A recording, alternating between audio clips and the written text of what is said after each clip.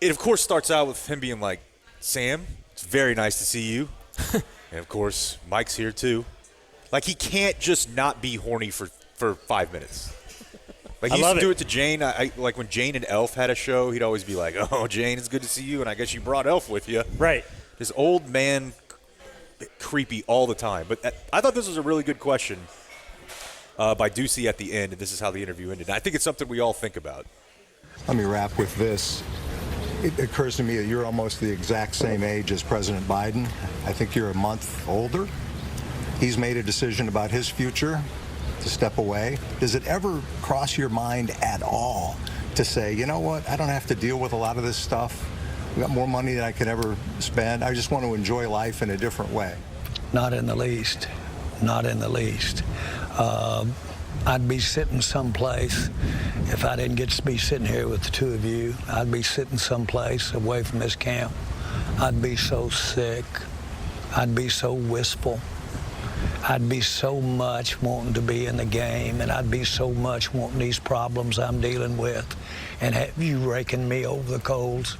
I'd want that so bad. You know, that other stuff, that just sitting on your butt, that gets old quick. Gets old real quick. Matter of fact, when you get shot at a lot and you have to work a lot, when you do get a chance to sit on your butt, it feels better. It really is a respite from that time. But to do it all the time, no thank you. No, not at all. And I'll be very candid with you. I'm more excited, I'm more fired up than I can ever remember being when I first bought the Cowboys. And I want to go and I want to be a part of a winner. He's never going anywhere. No. He'll die in his office at the start. Yeah. We knew this, though, right? Yeah, it's just funny to frame it in the Biden way. Like for sure. Ducey to just bring up, I mean, hey, this guy just decided, we kind of saw that he's not really all there anymore. And Jerry certainly seems much more with it than Biden did. Yeah. But, it's an interesting way to frame it. Doesn't want to sit on his butt. Which, I don't know. I mean, I'm sure we all think about it a lot. Like, if you could just retire, like if you had the means to live very well and just retire, like what would you do? Because I can tell you what my dad does. Never stops doing shit. Yep. Constantly. Every time I call him, he's got some fire he's putting out, or he just never relaxes because he did it for 38 years, and now he's just like, what am I supposed to do? You come up with projects. All the time. And maybe if he owned a UPS, he'd still be day-to-day. Maybe it's a different thing if you're just – maybe. You're doing your own thing or working for the man, and you're just trying to get out from under the oppressive thumb of the man. But anyways, I thought that was an interesting way to frame that question. Yeah, so I have a few Dak cuts for you here. I just put another one in there too that's labeled 3, but you can so this is from last week. We weren't on. So, of course, he's going to be asked about the contract and blah, blah, blah, blah. But I also want you to pick up on a new Dak crutch phrase and buzzword, which you'll hear pretty quickly. You want the one you just put in? No, 0 first. Okay. Yeah. I'm just here so I don't get fined. Oh, gosh. Honestly, I don't. I'm focused on now. He was asking me anything to say about his contract.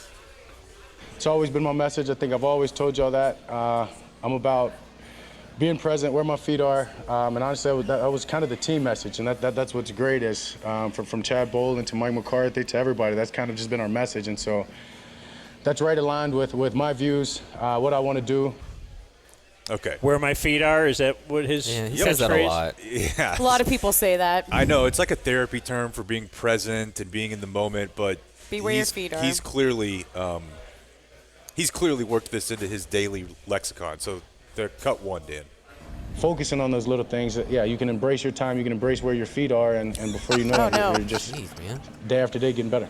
Now this is a question. Like how could he embrace that? He's making $40 million. He's about to be the highest paid quarterback in the NFL. Like, that's really weird that you would embrace this. It's right. What a limb you've gone out on.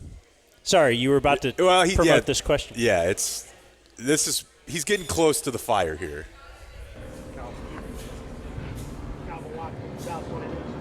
You say to the fans that are still disappointed about how last season ended for you guys. One more time? What do you say to the fans who are still disappointed in your team after what happened to you in the postseason last year? Be fans or don't be fans. If you're a fan, you're gonna turn the page just as we do. You're gonna move forward, understanding that you've got better ahead of you. I just talked about being present and being in the now, and that's in your beliefs. That's whoever you're believing in. That's how you see your family, your friends, your favorite team. So that goes to life, is to move on. Yeah, sorry, obviously, but nobody. It hurt us more than it did them, and obviously it's on us to get back and to do better. But yeah, move on. Wow. Not a good answer. Not a great answer at all. I mean, not what fans want to hear. He's right, but anytime you get into it's worse for us than it is for you, and the move on. I mean, he's right. If you're a fan, be a fan. That's part of the deal. It's fanatic, but that's a bad answer. No, you have to say, they have every right to be. We haven't lived up to your expectations. There are expectations too. I will not rest until we do. Just say it. Yeah. And for Dak, who usually says the right thing, he's a very boring guy. Yeah. He's not funny, despite the fact that everybody laughed at what he first said. It's odd that he didn't say that. I mean, when Romo said, worst thing if this is the worst thing, he's right. But you can't say that. Yeah. I mean, obviously you can. You have to play the game if you're the quarterback of the Cowboys. Just want you want – they're all in the game, and everybody wants to believe that you care more than, I don't know. Well, here's the thing, and you can skip to the third cut for this one that I put in there. What I'm telling you is Dak is super over all this. Yeah, it sounds like we're getting to a point with him now where he's just like, I don't owe anybody being like this answer, that answer. He's tired of it. And that's why the question of if he does go to market, does he even want to come back here, I think is a real one. I think there's a 90% chance that he's here. Maybe they get something done during camp. Maybe they get something done right after the offseason next season. But he at least talks about not being here in this one. Dak, we talked a lot about the business aspect of things, and I'm curious, even when you say your feet are here where they are, if you've thought about what this league means and whether or not you're here as a Cowboy next year, you will be well taken care of with the way the business works in the NFL. For sure. And if that is the case, and if you've thought about it, have you found any freedom, any liberation in that, trying to find the best you can be? Yeah, I'm free. Yeah. To your point, that is the freedom in it, and that's why you have to focus where your feet are. And as I said, it's a two-way street that they have once, I have once. I think I've deserved that, understanding that this is a business. And obviously I want to be here. Talking about growing up, this is where I've become a man. So, but at the end of the day, it's a business. And,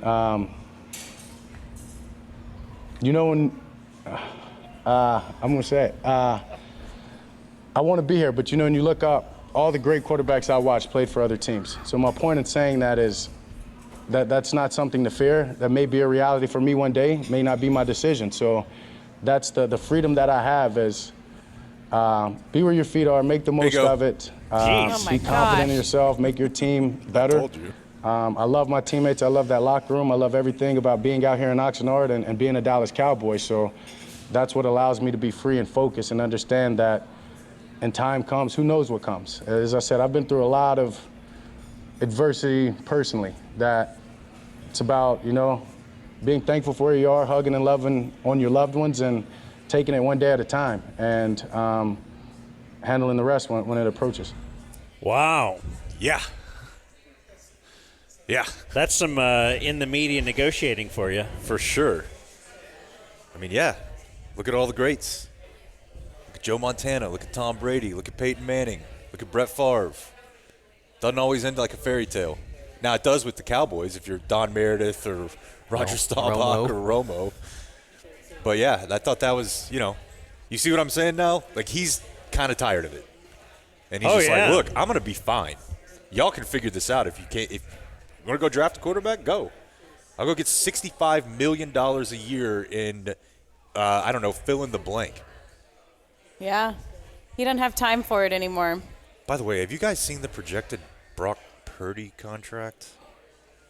No. Already? Well, like, If indeed. yeah. I think in the the 70? speculation, yeah. Really? It's at 70. Yeah, 70 a season. Sports is so great. I mean, Jordan Love just got like 60, right?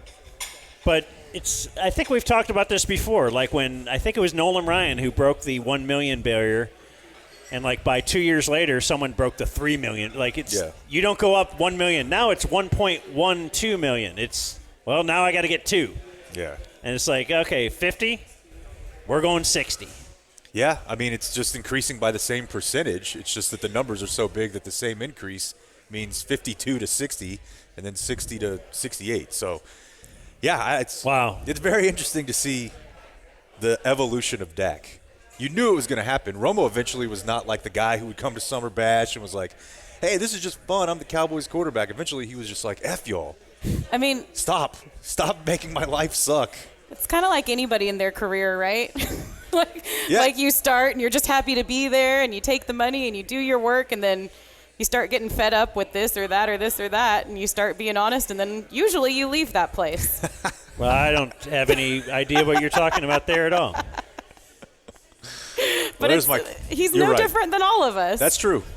He just has like a football field in his backyard. Yeah, and he's getting paid a whole lot of money to go out there and do his job and Jerry wants him to say all the right things, and now he's not doing it. So I would get a football field in my backyard if I had the means. And like a jugs machine. Yeah. That'd be tight. You go football field? Over basketball? Yeah. I would. Wouldn't it be cool to have a little mini baseball field, Blake? And then like the Dr. Pepper ballpark days? Yeah. And you put a jugs machine on the mound and you just go up, you just take batting practice, hitting into the cornfield. Sure. Whatever. Now we've made it field of dreams. A little mini baseball I have one field. Dak thing and this is we expected to hear this from Zeke. I haven't really heard from Zeke yet, but Dak was on the NFL Network. Just to now be out here in year 9 and to feel the best I've ever felt is a blessing and nothing that I take lightly. So just trying to capitalize each and every day on that and continue to get better. I get into camp and I feel lighter, I feel faster, and I'm throwing the ball better than I ever have. And then obviously mentally, that's a big part in saying I feel the best I ever have is just smart, sharp, ready to attack defenses. The old, I'm in the best shape of my life. Yeah, throwing the ball better, lighter, quicker. Micah might even have said that too, which we're not thinking Micah's in bad shape, but he wasn't at like the off season. Yeah, he skipped everything. That's why he had to say that though. The OTAs, yeah. It's kind of weird. A lot of drama. It's like an insecure person thing to say to me a little bit. Like, you don't need to say that. Just show us. Just show us that you're throwing the ball better than you ever had in your life. Don't tell me that. That's also why they post so much on Instagram, their workouts. Yeah. Like, it befuddles me. You know who should post on Instagram their workouts? Somebody who is, like, really fat and lost, like, 100 pounds and committed to health and exercise. Like, they're proud of what they did. Yeah. Not LeBron. Yeah, like Tyreek Hill, I watch you score touchdowns. That's super impressive. I don't need to see that you pulled a sled. Haven't you done enough to prove yourself? It's weird to me. Don't pump me.